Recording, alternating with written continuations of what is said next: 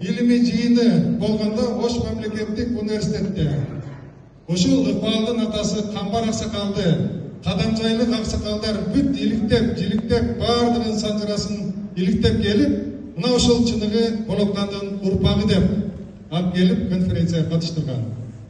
Ачыгын айтыш керек. Андан кийин биздин айрым бир тарыхчы болгондой аракет кылгандар, уйкусунан ойгонуп алып тарых жазгандар, Полоккандын ата теги башка деп чыгышты. Ортодон жана кадимки төөлөстөн чыккан Полоттатканы, ошол Полоттатка ушул Полоккан деп чыгышты.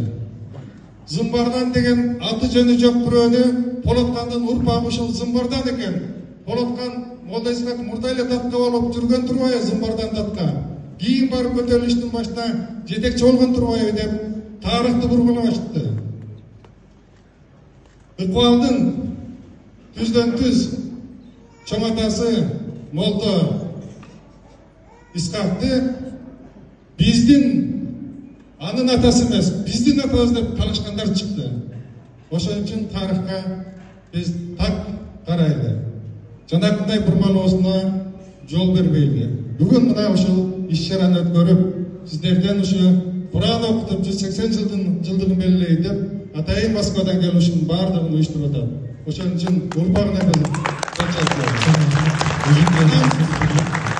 Полокканга байланыштуу дагы бир тарыхый бир окуяны айтып коеюн.